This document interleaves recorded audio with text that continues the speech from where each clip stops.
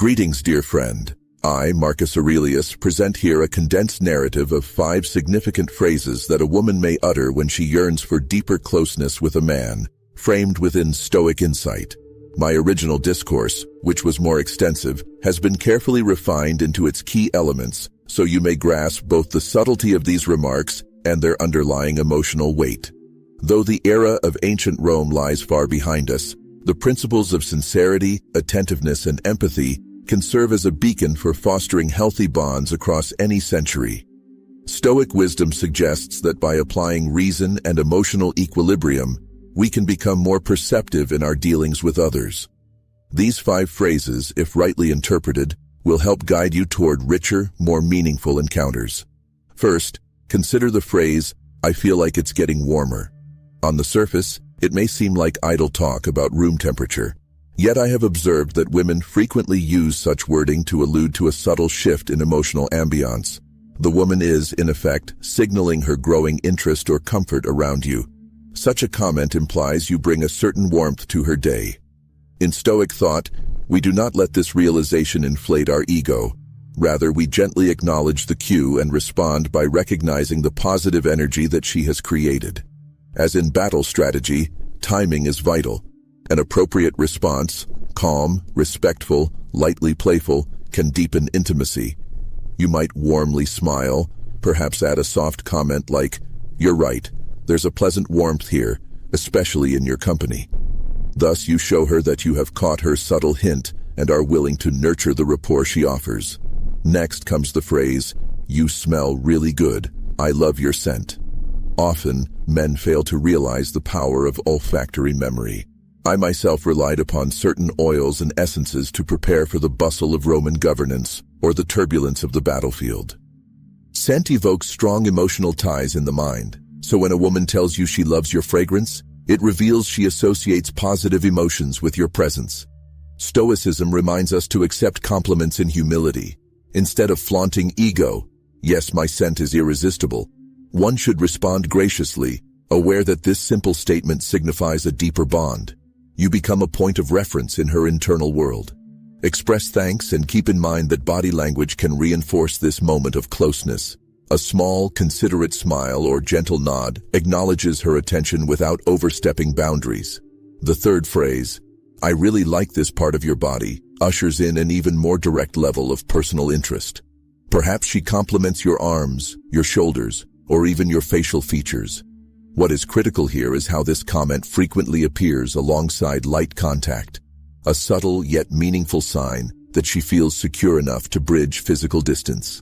In Stoic practice, we welcome this positive feedback without succumbing to hubris. We show our respect for her openness by answering courteously. A modest, "Thank you, that's very kind of you to say," possibly paired with a gentle return compliment if you feel it appropriate, is enough to build mutual trust. Rather than swiftly seeking further physical closeness, you keep your poise, allowing the interaction to progress naturally. In that gentle progression, you reflect the Stoic virtue of moderation. One does not suppress desire, but neither does one lunge at it rashly. Fourth is a powerfully unambiguous signal. Shall we find a more secluded place? Here, you see a far clearer invitation to share a private setting. In my days in the palace, overwhelmed by diplomatic gatherings, I would retire to quieter courtyards to have tea or wine with just a few confidants. This inclination toward a more intimate environment suggests that the woman desires to speak freely or experience your presence without external distractions. She is granting you her trust, something precious in interpersonal relations. According to Stoic wisdom, you answer not with over-eagerness, but with respectful warmth. Perhaps say, "I'd love that," or, "Yes, let's enjoy some calm together." In that shared private moment, you not only observe her words, but also her body language. You should pursue honest conversation, show genuine curiosity, and invite her to share her deeper self, just as you share your own. Stoicism values authenticity, so avoid showing off or adopting a false persona. The essence of closeness lies in sincerity, 2 individuals daring to reveal their inner truths beyond superficial words. Lastly, the phrase, "You look really good today," is straightforward, yet carries substantial emotional weight in many modern interactions. When daily life rarely includes such direct acknowledgments, a compliment about your appearance stands out. In ancient Rome, a friendly artisan might greet me with a remark on how fit or relaxed I seemed, immediately creating a sense of closeness. Receiving such a compliment today can similarly narrow the gap between two people. From the Stoic perspective, we keep our composure, express our thanks, and consider reciprocating with genuine kindness. Remember that compliments thrive in a balanced exchange. You need not deliver an exaggerated reaction but can meet her eyes kindly, smile, and say, "Thank you for noticing. I truly appreciate it." A short mention of something you admire in her, her gentle eyes or radiant smile, can strengthen the link, much like balanced trade in the Roman markets. This reciprocity fosters a virtuous cycle of empathy and appreciation. All in all, these 5 statements act as crucial signposts on the path toward emotional intimacy. Yet Stoicism reminds us that words alone do not convey everything. One must also weigh tone, body language, and context. In the Senate or the army, I learned to read the subtle signals that individuals project unconsciously. Likewise, when it comes to romantic connections, the real communication often resonates beneath the spoken phrases. Openness, respect, and empathy build the foundation of true connection. If you sense that she truly means these words, respond with sincerity and conscientious action, not hasty assumptions. Another fundamental Stoic principle is balance. Do not discard your emotions, but neither let them rule you. You are encouraged to remain gently open while also reflecting carefully. This approach prevents one from rushing ahead, which might cause harm or disappointment. Just as I stood upon the walls of Rome, observing threats beyond our borders, you should remain vigilant without being fearful. Trust your capacity for calm interpretation. Consider every subtlety, her eyes, her posture, her laughter, and reflect upon how best to respond in each moment. If it feels right, affirm the warmth in her statements with a respectful reciprocal gesture. An additional point is to remember that compliments, subtle gestures, and these 5 phrases do not automatically guarantee a certain outcome. Human interaction is fluid. What matters is the good faith of both parties. By attuning your mind and heart, you learn to distinguish genuine interest from mere politeness.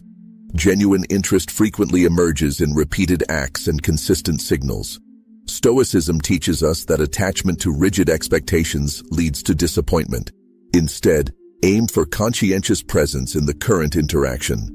Remain open to the possibility that you might discover a profoundly meaningful bond, yet do so without demanding that events unfold according to your will. Finally, I encourage you to treat these 5 phrases as keys to greater understanding rather than confirmations of any fixed intention. In the original discourse, I urged listeners to pay attention to body language and subsequent interactions. Calm acceptance of another's praise or invitation, guided by humility, fosters the conditions in which meaningful bonds may flourish. If you find this guidance helpful, you have the power, like Roman senators approving a worthy measure, to support this content with a like, a subscription, or even a thoughtful comment. These acts, though simple, can help extend our shared dialogue, allowing more individuals to gain from the lessons once learned within Roman walls. By focusing on mutual respect, sincerity, and measured progression, you walk in a manner that balances head and heart, a vision I have long cherished. For it is neither pure reason nor pure emotion that cements strong relationships, but rather a harmonious melding of both. Beneath every word or whisper, there is the chance to forge a bridge of empathy. May we all learn to recognize these chances and nurture them for the good of ourselves and others. Thus, dear friend, I have distilled the greater counsel into this summary. In every interpersonal exchange, take heed that you remain both rational and compassionate, 2 virtues that elevate us above mere circumstance. When a woman says, "It's getting warmer," "You smell good," "I like this part of your body," "Shall we go somewhere quieter?" or "You look really good today," do not brush these words aside as mere niceties. Indeed, they may herald a deeper level of connection. Through patience, awareness, and stoic composure, you can respond in ways that honor her openness and cultivate a deeper bond. In so doing, you strive for a wisdom beyond fleeting triumphs, the victory of hearts. a realm that can outlast even the grandeur of ancient Rome. Farewell for now, and may virtue guide your steps always.